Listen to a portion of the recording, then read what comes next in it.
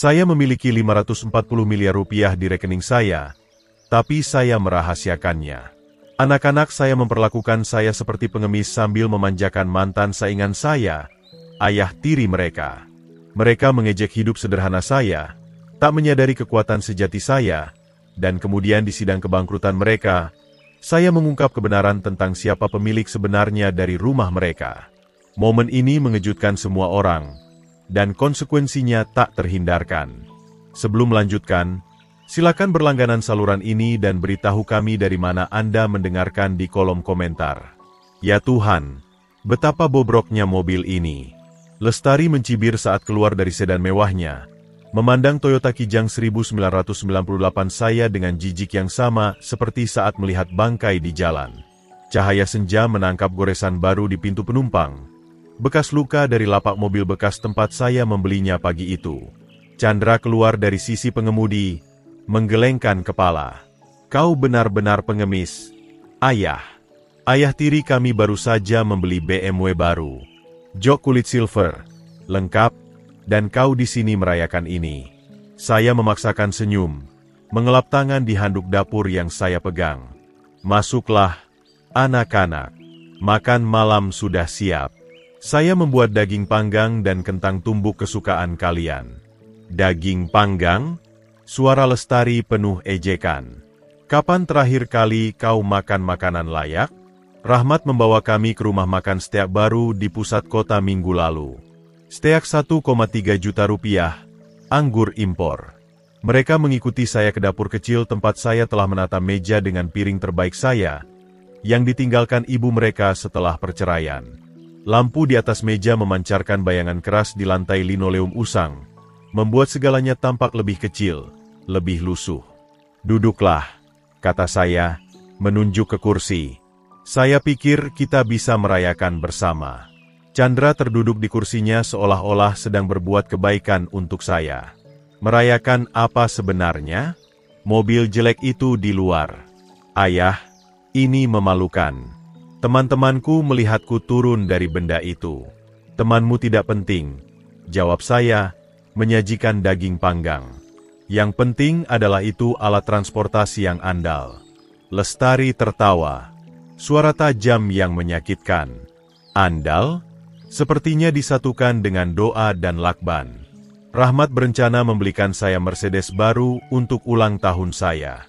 Mercedes, ayah, bukan barang rongsokan. Garpu di tangan saya sedikit gemetar. Saya meletakkannya, melihat mereka memainkan makanan dengan antusiasme seperti tahanan di hukuman mati. Kau tahu, lanjut Chandra, sulit menjelaskan kepada orang-orang mengapa ayah kami hidup seperti ini sementara ayah tiri kami, ayah tiri bukan ayahmu. Saya menyela, suara saya lebih tajam dari yang dimaksud. Tidak, tapi dia bertindak seperti ayah, balas Lestari. Dia memenuhi kebutuhan kami. Dia peduli pada citra kami, masa depan kami. Lihat tempat ini, ayah. Kapan terakhir kali kau beli furnitur baru, atau perbaiki keran yang bocor itu? Saya melirik dapur, lemari yang sedikit melorot, kursi yang tidak seragam, kulkas tua yang berdengung di sudut. Semuanya bersih, fungsional, tapi jelas usang. Saat perceraian, saya pindah ke rumah sewa ini sementara mereka tinggal di rumah keluarga kami bersama ibu mereka dan Rahmat. Saya hidup sesuai kemampuan saya, kata saya hati-hati. Ada nilai dalam hal itu. Nilai? Chandra hampir tersedak kentangnya.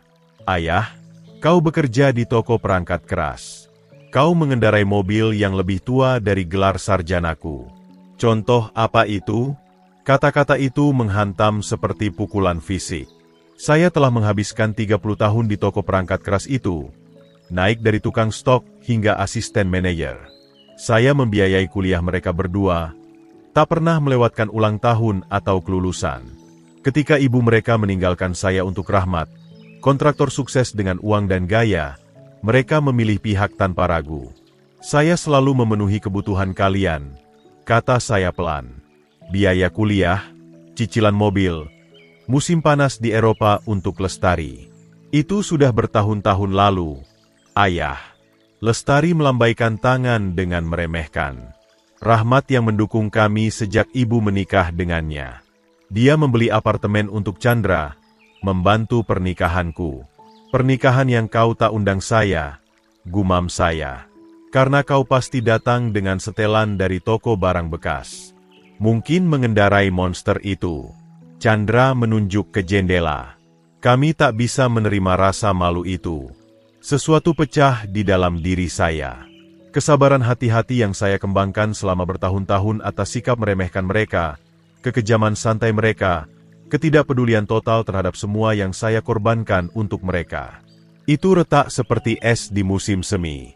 Saya berdiri tiba-tiba, kursi saya menggesek lantai. Keluar. Mereka menatap saya. Garpu setengah jalan ke mulut mereka. Saya bilang, keluar dari sini sekarang. Ayah. Lestari mulai. Jangan. Suara saya membawa kepastian yang bahkan mengejutkan saya. Pergi saja. Bawa pendapat kalian tentang mobil saya, rumah saya, hidup saya, dan keluar. Chandra berdiri perlahan.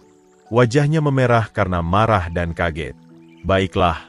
Tapi jangan datang menangis kepada kami saat kau butuh bantuan. Saya tidak akan, kata saya, mengikuti mereka ke pintu. Percayalah, mereka mengumpulkan barang-barang mereka dalam diam yang terkejut. Lestari berhenti di ambang pintu. Ekspresinya campuran antara kaget dan harga diri yang terluka. Kau membuat kesalahan, ayah. Kami satu-satunya keluarga yang kau miliki. Saya melihat mereka naik ke mobil mahal mereka. Mesinnya menderu dengan efisiensi senyap teknologi Jerman. Lampu belakang menghilang di tikungan. Meninggalkan saya sendirian dengan gema kata-kata mereka dan beban 30 tahun kebencian yang terakumulasi. Suara mesin memudar, meninggalkan saya dengan keheningan yang lebih berat dari kata-kata mereka. Saya berdiri di jendela, melihat jalan kosong tempat mobil mereka tadi. Tangan saya masih gemetar karena marah. Pengemis, saya berbisik ke ruangan kosong. Mereka menyebut saya pengemis. Saya bergerak di dapur secara mekanis, membersihkan piring yang hampir tak tersentuh. Daging panggang mengeras di piring saji. Jam-jam persiapan terbuang sia-sia untuk anak-anak yang melihat saya tak. Lebih dari rasa malu yang harus dikelola. Setelah mereka pergi ke malam, saya mengunci pintu dan terduduk di kursi. Rumah terasa berbeda sekarang, penuh dengan listrik dari jembatan yang terbakar. Saya mengeluarkan laptop dan membuka situs yang sudah akrab, memasukkan kata sandi yang sudah saya hafal bertahun-tahun lalu. Layar memuat perlahan, lalu menampilkan angka yang akan membuat anak-anak saya terdiam. 540 miliar rupiah, dibangun saham demi saham, investasi demi investasi, selama 40 tahun perencanaan hati-hati. Ini dimulai dengan gaji pertama saya dari tambang tembaga saat berusia 22 tahun.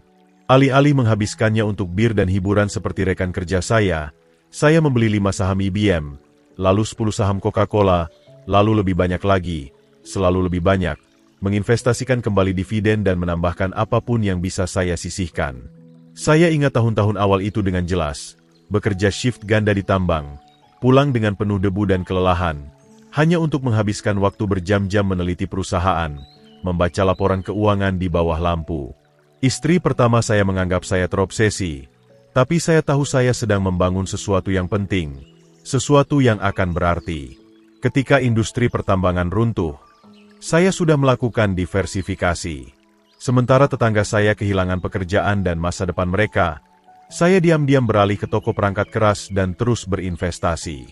Apple seharga Rp160.000 per saham, Microsoft di Rp110.000, Amazon di Rp240.000. Perusahaan yang tampak berisiko saat itu tapi terasa tak terhindarkan bagi saya. Rahasia itu adalah beban dan ujian saya. Saya ingin melihat siapa yang benar-benar mencintai saya. Siapa yang akan berdiri di sisi saya ketika saya tampak tak punya apa-apa. Ibu mereka gagal dalam ujian itu dengan spektakuler, meninggalkan saya untuk kesuksesan mencolok rahmat. Sekarang anak-anak saya juga gagal, menyebut saya pengemis sambil duduk di atas kekayaan yang membuat bisnis konstruksi sederhana ayah tiri mereka tampak kecil. Saya berencana mewariskan semuanya kepada mereka. Setiap saham, setiap dividen, Setiap rupiah yang saya kembangkan dengan hati-hati, tapi duduk di dapur saya, mengingat jijik dalam suara mereka, saya merasa sesuatu bergeser di dalam diri saya. Mereka tidak pantas mendapat warisan. Mereka pantas mendapat pelajaran. Saya membuka jendela peramban lain dan mulai mencari catatan properti di kota. Tak butuh waktu lama untuk menemukan yang saya cari. Apartemen Chandra di mana dia membayar 20 juta rupiah per bulan untuk sewa. Dupleks Lestari tempat dia dan suaminya tinggal dengan 16 juta rupiah per bulan. Kedua properti itu dimiliki oleh Gunung Indah Holdings, perusahaan real estate kecil yang sedang berjuang sejak pandemi. Saya tersenyum untuk pertama kalinya malam itu. Besok saya akan membuat beberapa panggilan. Gunung Indah Holdings akan menerima tawaran yang tak bisa mereka tolak. Kau ingin melihat pengemis? Saya bergumam ke ruangan kosong. Biar saya tunjukkan seperti apa kemiskinan sejati. Saya menutup laptop dan menuju tempat tidur. Pikiran saya sudah merancang detailnya. Mereka telah mempermalukan saya untuk terakhir kalinya. Sekarang giliran saya mengajarkan mereka tentang konsekuensi. Berbaring di tempat tidur, saya meninjau kembali puluhan tahun pilihan hati-hati yang membangun kekayaan saya, tersembunyi dari semua orang, termasuk keluarga yang lama menganggap saya tak berharga. Ironi itu tak luput dari saya. Sementara mereka membandingkan saya dengan kesuksesan sederhana ayah tiri mereka, saya diam-diam mengumpulkan kekayaan yang melebihi impian terliar mereka. Besok akan membawa kemungkinan baru. Malam ini saya tertidur, merencanakan pelajaran pertama anak-anak saya dalam kerendahan hati. Cahaya matahari menyelinap melalui tirai, menarik saya dari tidur yang gelisah penuh dengan gema ejekan malam sebelumnya. Saya terbangun selama berjam-jam. Suara mereka berulang di pikiran saya seperti piringan hitam yang rusak. Pengemis, memalukan, mobil bobrok. Kemarahan itu mengkristal menjadi sesuatu yang lebih keras selama jam-jam gelap. Saya berjalan ke dapur dan menyalakan komputer desktop tua saya. Kipasnya hidup dengan keluhan yang sudah akrab. Sementara itu memuat, saya membuat kopi di cangkir retak yang sama yang saya gunakan selama 20 tahun. Cahaya pagi yang mengalir melalui jendela kecil saya menerangi debu yang menari di udara, tapi fokus saya sepenuhnya pada layar. Akun pialang saya terbuka dengan prompt keamanan biasa. Saya menavigasi ke kepemilikan saya, menggulir melalui puluhan tahun pilihan hati-hati. Di sana, Microsoft dibeli seharga Rp160.000, sekarang bernilai lebih dari 5,4 juta rupiah. Apple dibeli seharga Rp200.000, saat ini diperdagangkan pada 2,4 juta rupiah. Saya memilih beberapa posisi, cukup untuk menghasilkan uang tunai yang saya butuhkan untuk tahap berikutnya. Layar konfirmasi muncul. Apakah Anda yakin ingin menjual 50.000 saham Microsoft Corporation? Saya mengklik konfirmasi tanpa ragu. Saat roda pemrosesan berputar, saya menyeruput kopi dan membiarkan pikiran saya melayang kembali ke perceraian. Putri yakin dengan pilihannya. Begitu yakin bahwa bisnis konstruksi Rahmat mewakili keamanan. Sementara saya hanya pemimpi yang bermain dengan uang receh di pasar saham. Dia tertawa ketika saya bersikeras menjaga hobi kecil saya terpisah dari aset bersama kami. Kau dan sahammu, katanya selama salah satu pertengkaran terakhir kami. Kapan kau akan dewasa dan berinvestasi pada sesuatu yang nyata? Sesuatu yang nyata. Saya hampir tertawa sekarang, melihat konfirmasi digital muncul di layar. Penjualan itu menghasilkan 270 miliar rupiah dalam bentuk tunai, lebih dari yang akan dihasilkan Rahmat dalam 10 masa hidup. Bel pintu berbunyi nyaring, menginterupsi pikiran saya. Saya melirik jam. Pukul 8.30 pagi. Siapa yang akan berkunjung sepagi ini? Saya membuka pintu dan menemukan Putri berdiri di teras. Wajahnya memerah karena marah, tas tangan mahalnya digenggam seperti senjata. Bagaimana kau bisa memperlakukan darah dagingmu seperti itu? Tanyanya, mendorong saya masuk rumah. Chandra menelepon saya tadi malam, menangis seperti anak kecil. Kau mengusir mereka, anak-anakmu sendiri. Saya menutup pintu perlahan, menjaga ketenangan. Mereka sudah dewasa sekarang, Putri, 30 dan 27 tahun. Mereka perlu belajar menghormati. Menghormati? Dia berbalik. Suaranya meninggi. Kau mempermalukan mereka. Mereka hanya mencoba membantu kau melihat akal sehat tentang pembelian mobil konyol itu. Membantu saya melihat akal sehat. Saya hampir tersenyum. Dengan memanggil saya pengemis, membandingkan saya dengan suamimu, seolah saya gagal. Kau memang gagal. Kata-kata itu meledak darinya. Lihat tempat ini, Wahyu. Lihat hidupmu. Kau berusia 62 tahun, tinggal di rumah sewa, mengendarai mobil yang seharusnya. Di tempat rongsokan. Anak-anak kita malu padamu. Tindakan punya konsekuensi. Jawab saya tenang. Mereka memilih untuk kejam. Saya memilih untuk tidak menoleransinya. Dia menatap saya, mungkin terkejut dengan respons tenang saya. Kau telah berubah. Dulu kau masuk akal, pengertian. Sekarang kau hanya dingin. Saya tidak dingin, Putri. Saya selesai menjadi keset. Jangan berani menyalahkan saya, bentaknya. Saya mencoba membuat pernikahan kita berhasil. Tapi kau selalu tenggelam dalam majalah keuangan konyol itu, berbicara tentang perusahaan yang tak pernah didengar orang. Rahmat tahu apa artinya memenuhi kebutuhan keluarga. Rahmat, saya ulang pelan. Pria yang kau selingkuhi saat saya bekerja shift ganda untuk membayar kuliah Chandra. Wajahnya memucat. Itu sejarah kuno. Benarkah? Karena sepertinya kalian semua masih hidup dalam fantasi yang sama di mana saya penutup dan kalian korban. Dia berdiri di sana sejenak, tak bisa berkata-kata. Kemarahannya mereda menjadi sesuatu yang hampir seperti ketidakpastian. Lalu dia menegakkan badan, mengambil tasnya, dan menuju pintu. Ini belum selesai, Wahyu. Kau telah menyakiti anak-anakmu untuk terakhir kalinya. Saya melihatnya naik ke BMW-nya, uang Rahmat, tanpa ragu, dan pergi menyusuri bukit yang berliku. Saat lampu belakangnya menghilang di tikungan, saya tak bisa menahan diri untuk memikirkan absurditas semua ini. Anak saya yang berusia 30 tahun dan putri saya yang 27 tahun berlari ke ibu mereka, seperti anak-anak yang ditolak makanan penutup. Saya menutup pintu dan kembali ke komputer saya. Dana dari penjualan saham akan tersedia dalam 3 hari kerja. Segera saya akan menunjukkan kepada mereka semua apa itu kekuatan sejati. Hari-hari berikutnya berlalu dalam rutinitas yang penuh kewaspadaan. Setiap pagi dimulai dengan melirik kotak masuk saya sampai peringatan itu akhirnya datang. Transfer kawat selesai. 270 miliar rupiah tersedia di rekening Anda. Saya menatap pemberitahuan itu lama, merasakan beban 40 tahun kesabaran dan perencanaan terkondensasi dalam kata-kata sederhana itu. Uang yang akan mengubah segalanya duduk diam di rekening saya, menunggu perintah saya. Saya mengambil kunci dan menuju ke pusat kota ke kantor real estate kecil, yang terjepit di antara kedai kopi dan toko gadai. Resepsionis, seorang wanita muda dengan rambut merah cerah, menoleh dari komputernya. Saya tertarik membeli gedung apartemen, kata saya, yang di Jalan Granit, unit 108. Dia berkedip. Itu investasi besar.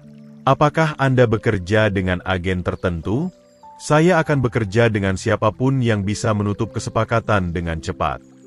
20 menit kemudian, saya duduk di hadapan Janet Morrison, agen real estate Parubaya dengan mata lelah dan tumpukan berkas properti.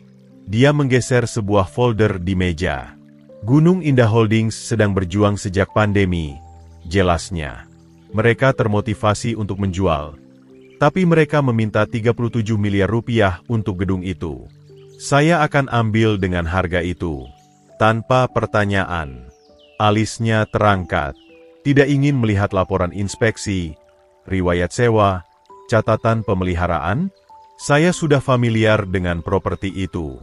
Saya mengeluarkan buku cek. Seberapa cepat kita bisa menutup kesepakatan? 2 jam berikutnya berlalu dalam tumpukan dokumen dan panggilan telepon. Saya menandatangani dokumen dengan tangan mantap. Pikiran saya sesekali melayang ke saat-saat saya membantu Chandra dengan sewanya saat dia sedang tak bekerja. 40 juta rupiah di sini, 27 juta rupiah di sana. Selalu dengan janji dia akan membayar saya kembali. Dia tidak pernah melakukannya. Janet Morrison tampak hampir bingung dengan kecepatan transaksi itu. Saya belum pernah melihat pembelian tunai bergerak secepat ini, gumamnya, melihat saya menandatangani kertas terakhir. Saya tidak percaya membuang-buang waktu, jawab saya. Sore itu, saya menuju ke pengadilan untuk secara resmi mencatat akta. Petugas, seorang pria tua dengan kacamata tebal, mencap dokumen dengan efisiensi terlatih. Selamat, Pak Wahyu. Anda sekarang pemilik sah 847 Jalan Granit. Dari sana, saya menuju ke kantor agen real estate lain di seberang kota. Dupleks Lestari terdaftar di perusahaan berbeda, tapi prosesnya sangat mirip. Pemiliknya, seorang janda bernama Ibu Sari, mewarisi properti itu dari suaminya dan sangat ingin menjual. Ini hanya menyusahkan, katanya melalui telepon. Penyewa saat ini cukup baik, tapi biaya pemeliharaan membunuh saya. Saya membeli dupleks itu seharga 6 miliar rupiah tunai. Pada pukul 17, saya memiliki kedua rumah anak-anak saya. Mengemudi melalui jalan-jalan berliku kota menuju rumah sewa sederhana saya merenungkan bagaimana gedung-gedung ini akan segera menjadi alat di tangan saya, mengubah tahun-tahun investasi diam-diam menjadi perisai melawan penghinaan mereka. Matahari sore membentang bayangan panjang di lereng bukit, dan saya merasakan sesuatu yang belum saya alami selama bertahun-tahun. Kendali penuh. Di rumah, saya menyebarkan akta di meja dapur seperti jenderal meninjau rencana pertempuran. Apartemen Chandra diperoleh. Dupleks Lestari diperoleh. Tahap 1 dari program pendidikan saya selesai. Saya mengambil ponsel dan menggulir ke informasi kontak perusahaan manajemen properti. Besok saya akan memberitahu mereka bahwa sewa akan meningkat secara signifikan. Bagaimanapun, kepemilikan baru berarti aturan baru. Jari saya melayang di atas tombol panggil saat saya mempertimbangkan percakapan yang akan mengikuti. Segera anak-anak saya akan belajar bahwa ayah pengemis mereka telah menjadi tuan tanah mereka. Dengan akta yang masih hangat dari printer, saya tak membuang waktu, membuka email anonim untuk menggerakkan roda. Refleksi malam yang tenang telah memantapkan niat saya, mengubah kemarahan kemarin menjadi tindakan terhitung hari ini. Saya membuka pesan baru untuk Janet Morrison. Jari saya mantap di keyboard. Sebagai pemilik baru 847 Jalan Granit, saya menerapkan kenaikan sewa segera. Unit 4 akan naik dari 20 juta rupiah menjadi 60 juta rupiah per bulan, efektif bulan depan. Har pengeluaran yang telah saya lunasi secara diam-diam untuk ulang tahun ke-25 Chandra. 40 juta rupiah yang dia habiskan untuk restoran dan pakaian. Dia berterima kasih dengan anggukan yang teralihkan. Sudah merencanakan pembelian berikutnya. Email kedua sama singkatnya. Untuk properti dupleks, sewa unit B naik dari 16 juta rupiah menjadi 48 juta rupiah per bulan. Waktu yang sama. Tangani ini dengan diam-diam. Saya menekan kirim pada kedua pesan, lalu bersandar di kursi. Email terkirim. Ponsel saya berdering dalam 2 jam. Suara Janet Morrison membawa nada kekhawatiran yang belum pernah saya dengar sebelumnya. Pak Wahyu, saya telah mengirimkan pemberitahuan seperti yang diminta, tapi saya harus bilang, reaksinya sangat hebat. Lanjutkan, kata saya, meletakkan cangkir kopi saya. Pemuda di unit 4, Chandra, dia benar-benar kehilangan kendali. Mulai berteriak tentang perampokan, membanting pintu begitu keras sampai saya pikir pintunya akan pecah. Dia mengancam akan pindah segera. Saya membuat suara tak berkomitmen, menyembunyikan kepuasan saya. Dan wanita muda di dupleks, lanjut Janet, dia menangis terseduh-seduh, terus bilang, bagaimana kami bisa membayar ini sekarang? Berulang-ulang, dia memohon saya untuk menghubungi pemiliknya. Bilang dia akan melakukan apa saja untuk bernegosiasi. Apa saja untuk bernegosiasi. Saya ingat acara pernikahan Lestari ketika saya menyelipkan amplop berisi 67 juta rupiah untuk bulan madunya. Dia memasukkannya ke dalam tas tanpa membukanya. Terlalu sibuk memamerkan hadiah daftarnya kepada teman-teman kaya Rahmat. Ini adalah penyesuaian pasar yang wajar, kata saya kepada Janet. Jika mereka tidak mampu membayar tarif baru, mereka dipersilakan mencari tempat tinggal lain. Tapi Pak Wahyu, Menggandakan sewa dalam semalam akan menyebabkan kesulitan nyata. Anak-anak muda ini tampak benar-benar putus asa. Mereka dewasa. Mereka akan menemukan cara. Setelah menutup telepon, saya berjalan ke jendela dapur dan memandang ke pegunungan.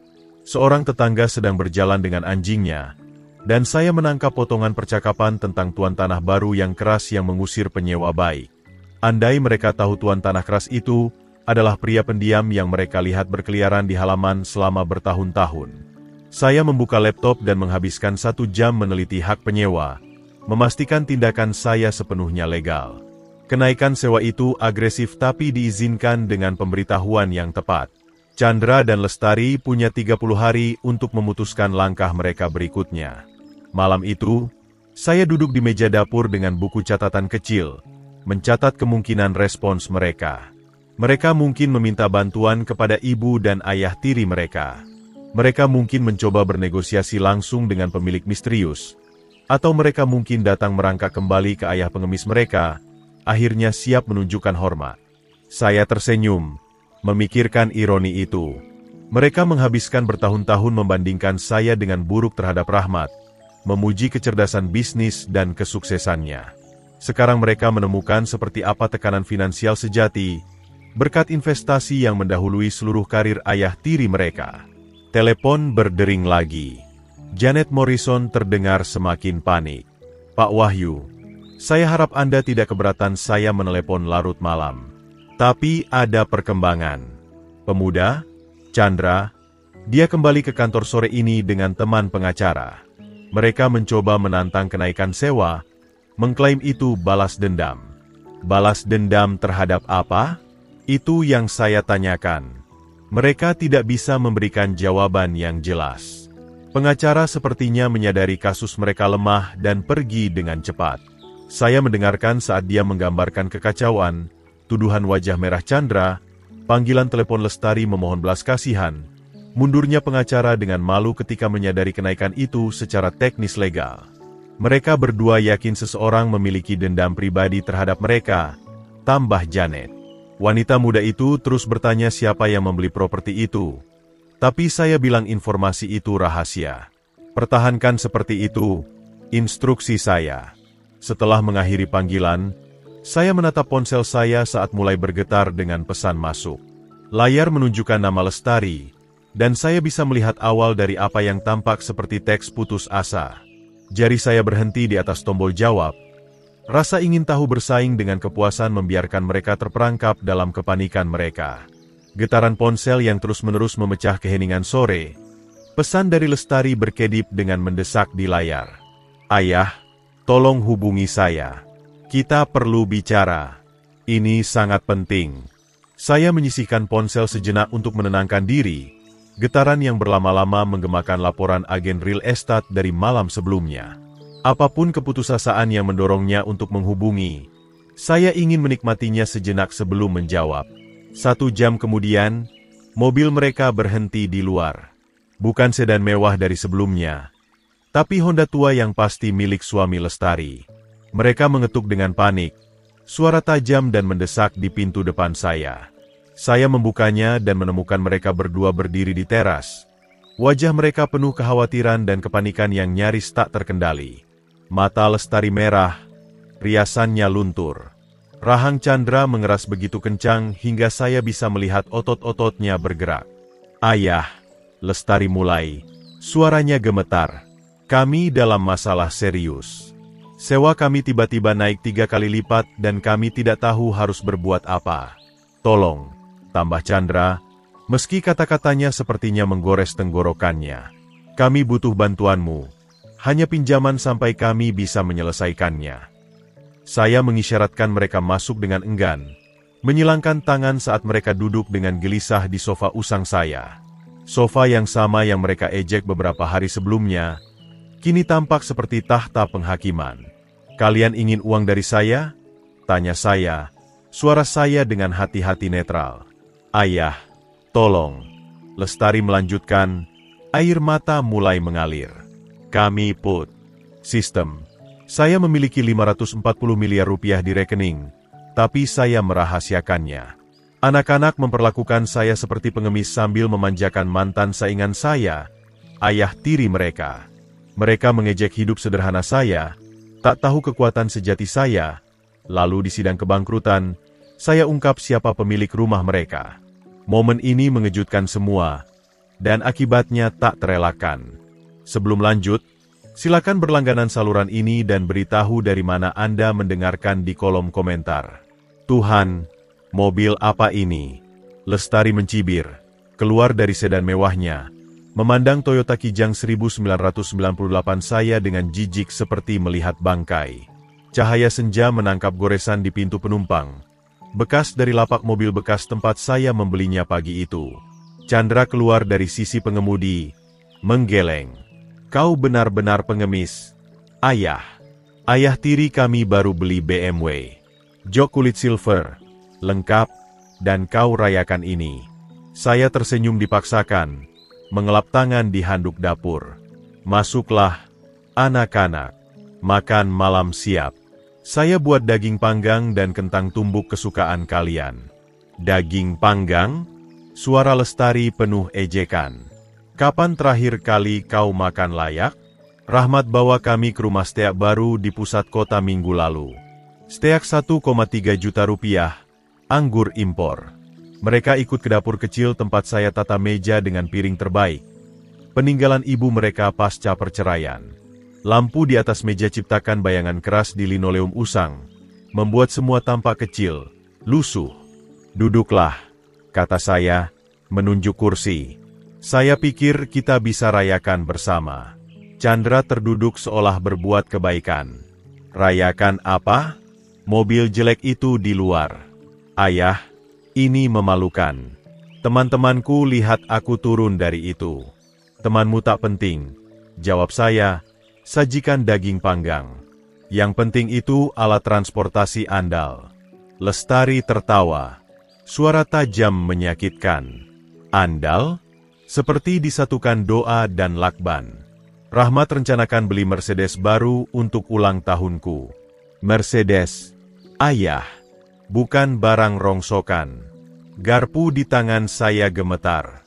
Saya letakkan. Lihat mereka mainkan makanan seperti tahanan hukuman mati. Kau tahu, lanjut Chandra, sulit jelaskan kenapa ayah kami hidup begini sementara ayah tiri bukan ayahmu. Saya menyela, suara lebih tajam dari niat. Tidak, tapi dia bertindak seperti ayah, balas Lestari. Dia penuhi kebutuhan kami. Peduli citra, masa depan kami. Lihat tempat ini, ayah. Kapan kau beli furnitur baru atau perbaiki keran bocor itu? Saya lirik dapur, lemari melorot, kursi tak seragam, kulkas tua berdengung di sudut. Semua bersih, fungsional, tapi usang. Saat perceraian, saya pindah ke rumah sewa ini. Mereka tinggal di rumah keluarga dengan ibu dan Rahmat. Saya hidup sesuai kemampuan. Kata saya hati-hati. Ada nilai di situ. Nilai? Chandra hampir tersedak kentangnya. Ayah, kau kerja di toko perangkat keras. Kau kendarai mobil lebih tua dari gelar sarjanaku. Contoh apa itu? Kata-kata itu menghantam seperti pukulan. Saya habiskan 30 tahun di toko itu. Naik dari tukang stok jadi asisten manajer. Saya biayai kuliah mereka. Tak pernah lewatkan ulang tahun atau kelulusan. Saat ibu mereka tinggalkan saya untuk Rahmat, kontraktor sukses dengan uang dan gaya, mereka pilih pihak tanpa ragu. Saya selalu penuhi kebutuhan kalian, kata saya pelan. Biaya kuliah, cicilan mobil, musim panas di Eropa untuk Lestari. Itu tahun lalu, ayah. Lestari acuh. Rahmat dukung kami sejak ibu nikah dengannya. Dia beli apartemen untuk Chandra, bantu pernikahanku. Pernikahan yang tak kau undang saya, gumam saya. Karena kau pasti datang pakai setelan bekas. Mungkin kendarai monster itu. Chandra tunjuk jendela. Kami tak bisa terima malu itu. Sesuatu pecah di dalam.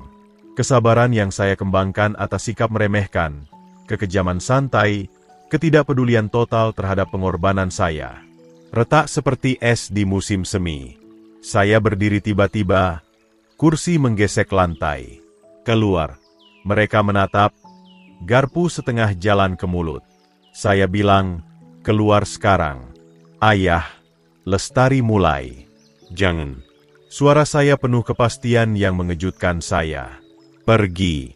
Bawa pendapat kalian tentang mobil, rumah, hidup saya, dan keluar. Chandra berdiri perlahan. Wajah memerah marah dan kaget. Baik. Tapi jangan menangis minta bantuan kami. Saya tidak akan, kata saya, ikuti mereka ke pintu. Percayalah. Mereka kumpulkan barang dalam diam terkejut. Lestari berhenti di ambang. Ekspresinya campur kaget dan harga diri terluka. Kau salah, ayah. Kami keluarga satu-satunya yang kau miliki. Saya lihat mereka naik mobil mahal. Mesin menderu dengan efisiensi senyap teknologi Jerman. Lampu belakang hilang di tikungan. Tinggalkan saya dengan gema kata-kata mereka dan beban 30 tahun kebencian terakumulasi. Suara mesin memudar. Tinggalkan keheningan lebih berat dari kata-kata mereka. Saya di jendela, lihat jalan kosong tempat mobil mereka, tangan masih gemetar marah. Pengemis. Saya berbisik ke ruangan kosong. Mereka panggil saya pengemis. Saya gerak di dapur mekanis. Bersihkan piring hampir tak tersentuh. Daging panggang mengeras di piring saji. Jam persiapan sia-sia untuk anak-anak yang lihat saya tak lebih dari malu yang harus dikelola. Setelah mereka pergi ke malam, saya kunci pintu dan terduduk di kursi. Rumah terasa beda, penuh listrik, jembatan terbakar. Saya keluarkan laptop, buka situs akrab, masukkan kata sandi yang saya hafal bertahun-tahun. Layar muat perlahan. Lalu tampilkan angka yang akan diamkan anak-anak saya. 540 miliar rupiah. Dibangun saham demi saham, investasi demi investasi, selama 40 tahun rencana hati-hati. Dimulai dengan gaji pertama dari tambang tembaga saat usia 22. Alih-alih habiskan untuk bir dan hiburan seperti rekan kerja, saya beli 5 saham IBM, lalu 10 saham Coca-Cola, lalu lebih, selalu lebih. Investasi ulang dividen dan tambah apa yang bisa saya sisihkan. Saya ingat tahun awal itu jelas. Kerja shift ganda di tambang, pulang penuh debu dan lelah. Hanya untuk habiskan jam teliti perusahaan, baca laporan keuangan di bawah lampu.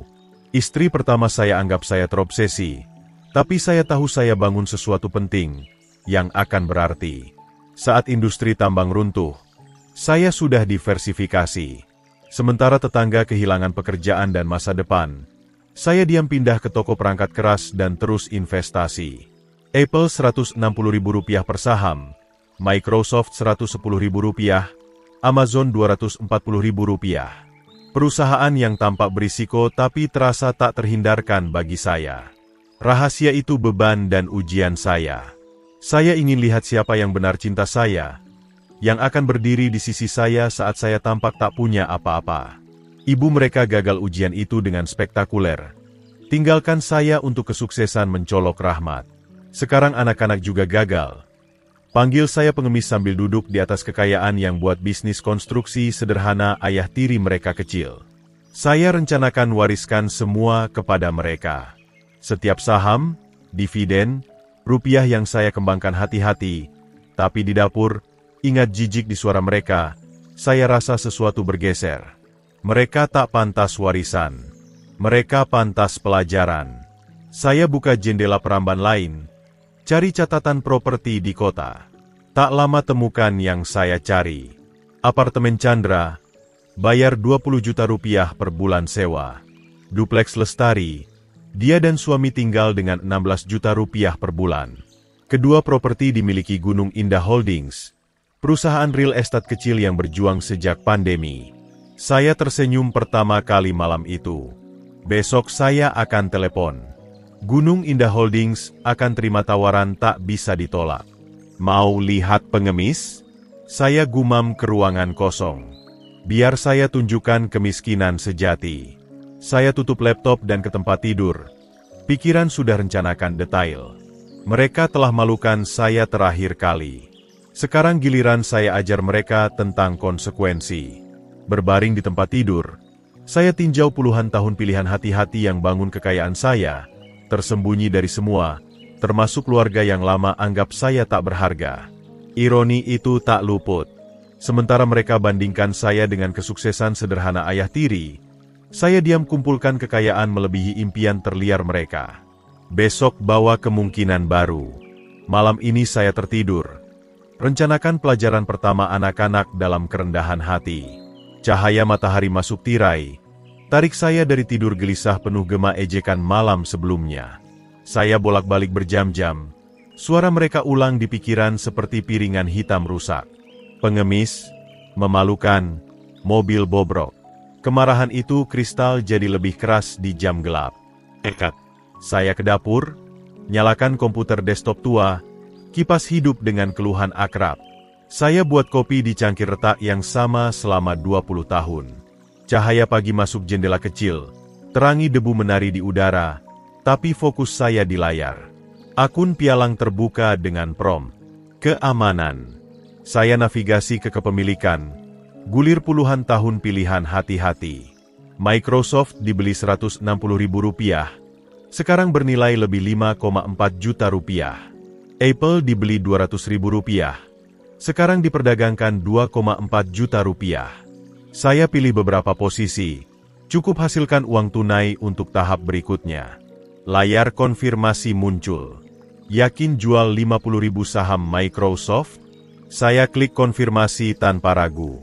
Saat roda pemrosesan berputar, saya seruput kopi, pikiran melayang ke perceraian. Putri yakin dengan pilihannya, pasti bisnis konstruksi Rahmat wakili keamanan, sementara saya hanya pemimpi main receh di pasar saham. Dia tertawa saat saya bersikeras pisahkan hobi kecil dari aset bersama. Kau dan sahammu, katanya di salah satu pertengkaran terakhir. Kapan kau dewasa dan investasi sesuatu nyata? Sesuatu nyata. Saya hampir tertawa sekarang. Lihat konfirmasi digital di layar. Penjualan hasilkan Rp270 miliar tunai. Lebih dari yang Rahmat hasilkan dalam 10 masa hidup. Bel pintu berbunyi nyaring. Ganggu pikiran saya. Saya lirik jam. Pukul 8.30 pagi. Siapa kunjungi sepagi ini? Saya buka pintu, temukan Putri di teras, wajah memerah marah, tas mahal digenggam seperti senjata. Bagaimana kau perlakukan darah dagingmu begitu? Tanyanya, dorong masuk rumah. Chandra telepon tadi malam, menangis seperti anak kecil. Kau usir mereka. Anak-anakmu sendiri. Saya tutup pintu perlahan, jaga ketenangan. Mereka sudah dewasa, Putri, 30 dan 27 tahun. Perlu belajar hormat. Hormat? Dia berbalik, suara meninggi. Kau malukan mereka. Mereka coba bantu kau lihat akal sehat tentang pembelian mobil konyol itu. Bantu lihat akal sehat. Saya hampir tersenyum. Dengan panggil saya pengemis, bandingkan dengan suamimu, seolah saya gagal. Kau memang gagal. Kata-kata meledak darinya. Lihat tempat ini, Wahyu. Lihat hidupmu. Kau 62 tahun, tinggal disewa, kendarai mobil seharusnya dirongsokan. Anak-anak kita malu padamu. Tindakan punya konsekuensi. Jawab saya tenang. Mereka pilih kejam. Saya pilih tak toleransi. Dia menatap, mungkin kaget dengan respons tenang. Kau berubah. Dulu masuk akal, pengertian. Sekarang dingin. Saya tak dingin, Putri.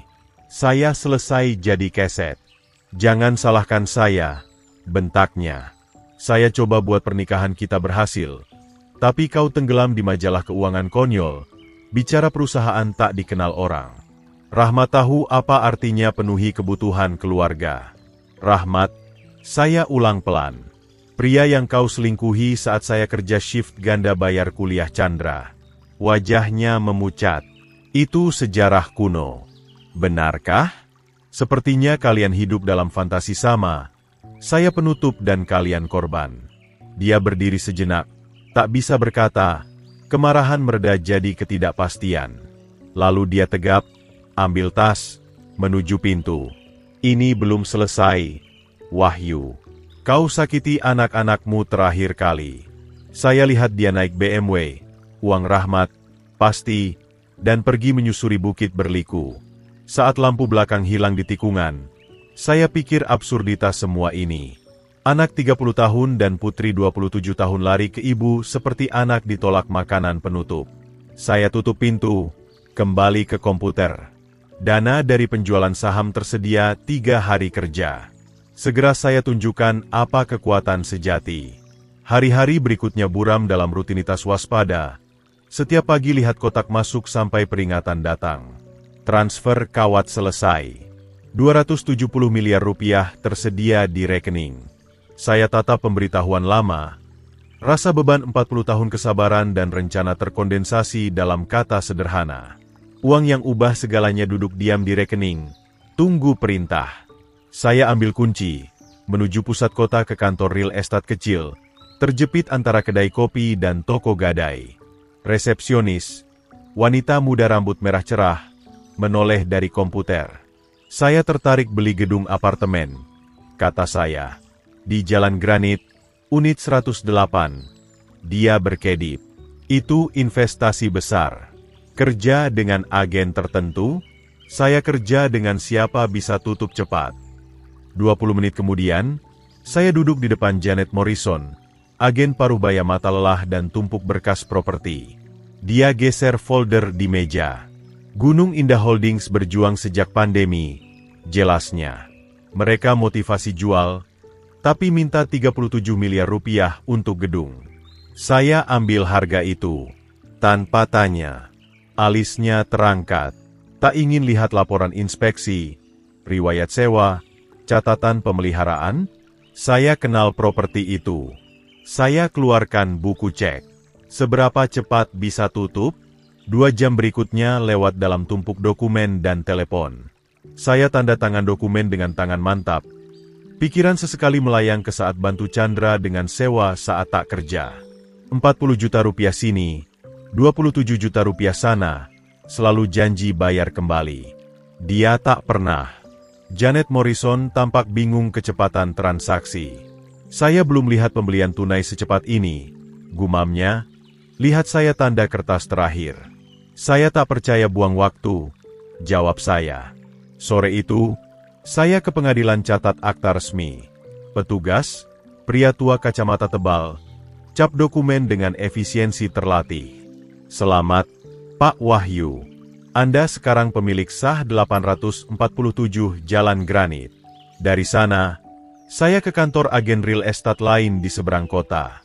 Dupleks Lestari terdaftar di perusahaan beda, tapi prosesnya mirip. Pemilik, janda Ibu Sari, warisi properti dari suami, ingin jual. Ini cuma menyusahkan, katanya lewat telepon. Penyewa cukup baik, tapi biaya pemeliharaan bunuh saya. Saya beli dupleks 6 miliar rupiah tunai. Pukul 17, saya miliki kedua rumah anak-anak. Mengemudi lewat jalan berliku kota ke rumah sewa sederhana, saya renungkan bagaimana gedung ini jadi alat di tangan. Ubah tahun investasi diam jadi perisai lawan penghinaan mereka. Matahari sore ciptakan bayangan panjang di lereng bukit. Saya rasa sesuatu tak alami bertahun-tahun. Kendali penuh. Di rumah, saya sebar akta di meja dapur seperti jenderal tinjau rencana pertempur. Apartemen Chandra diperoleh. Dupleks Lestari diperoleh. Tahap 1 program pendidikan selesai. Saya ambil ponsel, gulir ke kontak perusahaan manajemen properti. Besok saya beritahu sewa naik signifikan. Bagaimanapun, kepemilikan baru berarti aturan baru. Jari saya melayang di tombol panggil saat pikir percakapan yang ikut. Segera anak-anak akan tahu ayah pengemis jadi tuan tanah mereka. Dengan akta masih hangat dari printer, saya tak buang waktu. Buka email anonim untuk gerakan roda. Refleksi malam tenang mantapkan niat. Ubah kemarahan kemarin jadi tindakan terhitung hari ini. Saya buka pesan baru ke Janet Morrison. Jari mantap di keyboard. Sebagai pemilik baru 847 Jalan Granit, saya terapkan kenaikan sewa segera. Unit 4 naik dari 20 juta rupiah ke 60 juta rupiah per bulan, efektif bulan depan. Harap beritahu penyewa segera. Saya jeda. Ingat ulang tahun ke-25 Chandra saat lunasi utang kartu kreditnya diam-diam. 40 juta rupiah dia habiskan untuk restoran dan pakaian. Dia terima kasih dengan angguk teralihkan. Sudah rencana beli berikutnya. Email kedua singkat. Untuk properti dupleks, sewa unit B naik dari 16 juta rupiah ke 48 juta rupiah per bulan. Waktu sama. Tangani diam-diam. Saya tekan kirim kedua pesan, lalu bersandar di kursi. Email terkirim. Ponsel berdering dalam 2 jam. Suara Janet Morrison bawa nada khawatir belum pernah dengar. Pak Wahyu, saya kirim pemberitahuan seperti diminta, tapi reaksi sangat hebat. Lanjutkan, kata saya, letak cangkir kopi. Pemuda di unit 4, Chandra, kehilangan kendali. Teriak tentang perampokan. Banting pintu keras sampai saya pikir pecah. Dia ancam pindah segera. Saya buat suara tak berkomitmen, sembunyi kepuasan. Dan wanita muda di dupleks, lanjut Janet, menangis terseduh, terus bilang, bagaimana kami bayar ini sekarang? Berulang, dia mohon hubungi pemilik. Bilang akan lakukan apa saja untuk negosiasi. Apa saja untuk negosiasi. Saya ingat acara pernikahan Lestari saat slip amplop isi 67 juta rupiah untuk bulan madu. Dia masukkan ke tas tanpa buka. Sibuk pamerkan hadiah daftar ke teman kaya Rahmat. Ini penyesuaian pasar wajar, kata saya ke Janet. Jika tak mampu bayar tarif baru, mereka boleh cari tempat lain. Tapi Pak Wahyu, 3 kali lipat sewa semalam sebabkan kesulitan nyata. Anak muda ini tampak putus asa. Mereka dewasa. Akan temukan cara. Setelah tutup telepon, saya ke jendela dapur, pandang pegunungan. Tetangga jalan dengan anjing. Saya tangkap potongan percakapan tentang tuan tanah keras usir penyewa baik. Andai mereka tahu tuan tanah itu pria pendiam yang lihat berkeliaran di halaman bertahun-tahun. Saya buka laptop, habiskan jam teliti hak penyewa, pastikan tindakan legal. Kenaikan sewa agresif tapi diizinkan dengan pemberitahuan tepat. Chandra dan Lestari punya 30 hari putuskan langkah berikutnya. Malam itu, saya duduk di meja dapur dengan buku catatan kecil. Catat kemungkinan respons mereka. Mungkin minta bantuan ibu dan ayah tiri. Mungkin coba negosiasi langsung dengan pemilik misterius. Atau merangkak kembali ke ayah pengemis. Akhirnya siap hormat. Saya tersenyum, pikir ironi. Mereka habiskan tahun bandingkan saya buruk dengan Rahmat. Puji kecerdasan bisnis dan suksesnya. Sekarang tahu tekanan finansial sejati, berkat investasi yang mendahului karir ayah tiri. Telepon berdering lagi. Janet Morrison terdengar lebih panik. Pak Wahyu, harap tak keberatan telepon larut. Ada perkembangan. Pemuda, Chandra, kembali ke kantor sore ini dengan teman pengacara. Coba tantang kenaikan sewa, klaim balas dendam. Balas dendam apa? Itu yang tanya. Mereka tak bisa jawab jelas. Pengacara sadar kasus lemah. Pergi cepat. Saya dengar dia gambarkan kekacauan. Tuduhan Chandra wajah merah. Telepon Lestari mohon belas kasihan. Pengacara mundur malu saat sadar kenaikan legal. Mereka yakin seseorang punya dendam pribadi. Tambah Janet. Wanita muda terus tanya siapa beli properti. Tapi saya bilang rahasia. Pertahankan instruksi saya. Setelah akhiri panggilan, saya tatap ponsel saat mulai bergetar dengan pesan masuk. Layar tunjuk nama Lestari. Saya lihat awal teks putus asa. Jari saya berhenti di tombol jawab. Rasa ingin tahu bersaing dengan kepuasan biarkan mereka panik. Getaran ponsel pecah keheningan sore. Pesan Lestari berkedip mendesak. Ayah, tolong hubungi. Kita perlu bicara. Penting. Saya sisihkan ponsel sejenak untuk tenang. Getaran lama gema laporan agen malam sebelumnya. Apapun keputusasaan dorong dia hubungi. Saya ingin nikmati sejenak sebelum jawab. 1 jam kemudian, mobil mereka berhenti di luar. Bukan sedan mewah, tapi Honda tua milik suami Lestari. Mereka ketuk panik.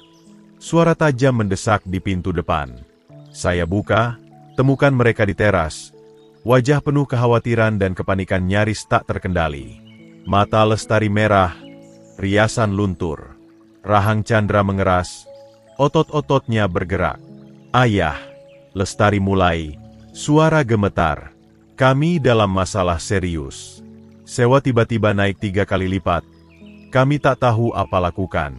Tolong, tambah Chandra, kata-kata seolah gores tenggorokan. Kami butuh bantuan, cuma pinjam sampai selesai. Saya isyaratkan masuk enggan. Silang tangan saat mereka duduk gelisah di sofa usang. Sofa yang mereka ejek, kini seperti tahta penghakiman. Kalian minta uang dari saya? Tanya saya, suara netral hati-hati. Ayah, tolong. Lestari lanjut, air mata mengalir. Kami putus asa.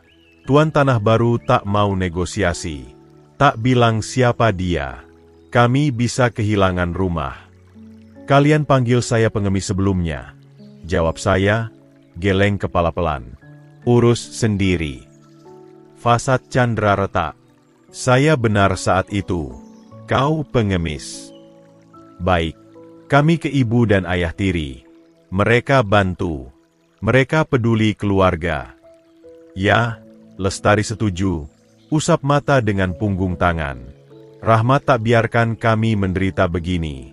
Dia tahu arti dukung orang yang dicintai. Saya ke jendela.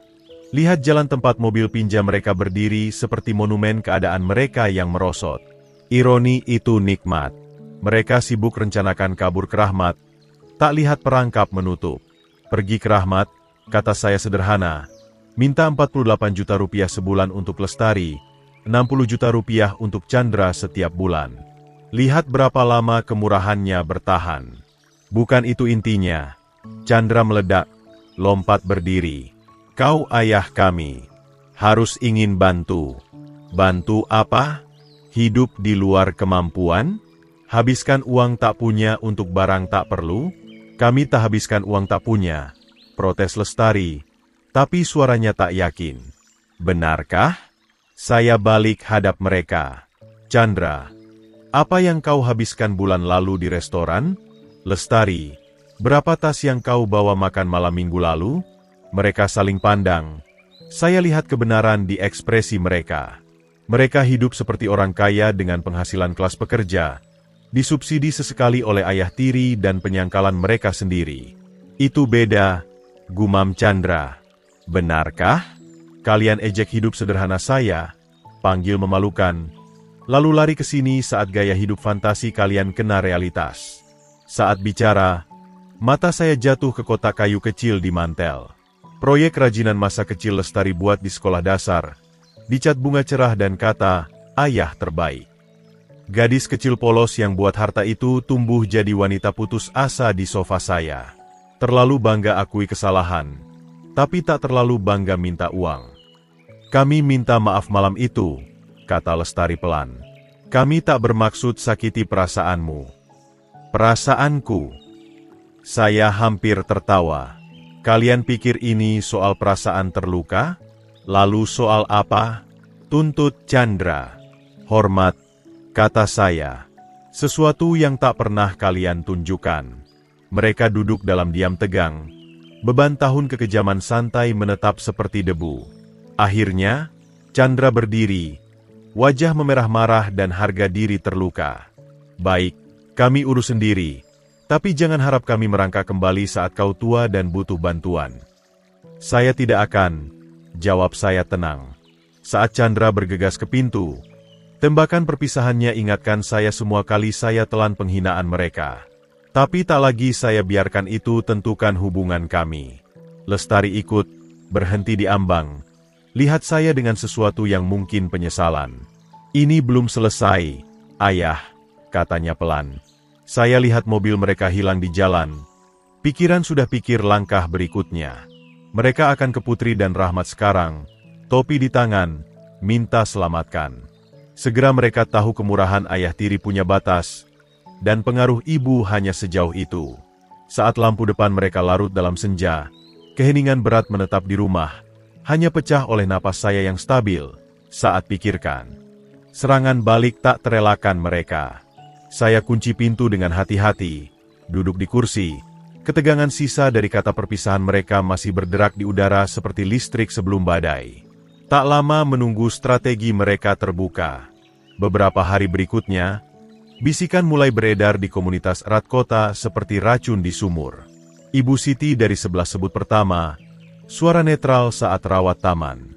Sayang sekali masalah keluargamu, Wahyu. Semoga bisa diselesaikan. Di kedai kopi di jalan utama, saya dengar potongan percakapan dari bilik sudut tempat Lestari duduk dengan teman Sarah, tisu remuk di tangan. Dia putuskan kami sepenuhnya. Katanya, suara pecah dengan presisi terlatih. Setelah semua yang kami lakukan untuknya, coba bantu lihat akal sehat soal keuangan. Kebohongan itu elegan dalam kesederhanaan. Mereka lukis saya sebagai ayah kejam yang tinggalkan anak-anak berjuang, sementara mereka jadi korban ketidakpedulian saya. Tak sebut ejekan, tahun meremehkan, perbandingan tak henti dengan ayah tiri. Pendekatan Chandra lebih langsung. Catatan anonim mulai muncul di kotak surat. Tak cukup mengancam untuk libatkan polisi, tapi cukup jelas sampaikan pesan. Ini tak akan berakhir baik untukmu. Baca satu pesan ketik. Keluarga segalanya. Kata lain. Telepon datang berikutnya. Nomor tak dikenal. Diam saat saya jawab. Lalu suara Chandra. Tersamar tapi tak salah lagi. Kau buat kesalahan, orang tua. Kami tak lupa ini. Saya dengar tenang, lalu tutup tanpa jawab. Biar dia marah ke kekosongan. Amplop datang Selasa pagi, resmi dan tebal. Kop surat hukum dari Pratama dan rekan, dikirim via surat tercatat. Saya buka hati-hati. Kopi mendingin saat baca isinya. Pemberitahuan niat gugat atas tekanan emosional dan pengabaian tugas orang tua. Tanda tangan putri terbentang di bawah bersama anak-anak. Mereka klaim saya sebabkan trauma emosional berat lewat penarikan dukungan tiba-tiba dan tak jelas. Mereka tuntut kompensasi penderitaan dan lanjutkan bantuan finansial segera. Saat tuduhan tumpah di halaman, ingatan kesetiaan masa kecil mereka pecah saat perceraian muncul kembali. Keras posisi saya lawan taktik terbaru ini. Saya ingat Chandra 13 tahun tanya bisa ganti nama belakang jadi Rahmat dan Lestari 15 tahun tolak kunjungi karena apartemen saya terlalu menyedihkan. Saya ambil ponsel, hubungi satu-satunya pengacara di kota yang saya percaya, Frankie Morrison, saudara Janet, yang tangani pembelian properti dengan diam. Wahyu, apa yang bisa saya lakukan? Saya butuh saran gugatan sembrono. Mantan istri dan anak-anak klaim tekanan emosional. Tawa Frankie kering. Biar tebak. Mereka mau uang. Mereka mau saya lanjutkan dukungan finansial. Saya tak pernah wajib secara hukum. Bawa kertasnya. Ini terdengar seperti pelecehan murni. Saya putuskan jernihkan pikiran dengan berkendara ke kota. Di toko kelontong, saya muat tas ke Toyota saat Tommy Budiman dekati, ekspresi tak nyaman. Hei, Wahyu, benci angkat ini, tapi orang-orang bicara tentangmu dan anak-anakmu. Apa kata mereka, Tommy? Bahwa kau usir mereka dari rumah? Kau pendendam karena mereka sukses dan kau gagal. Saya selesaikan. Itu yang mereka katakan? Wajah Tommy memerah. Saya cuma bilang apa yang beredar. Mungkin kau bicara dengan mereka. Selesaikan.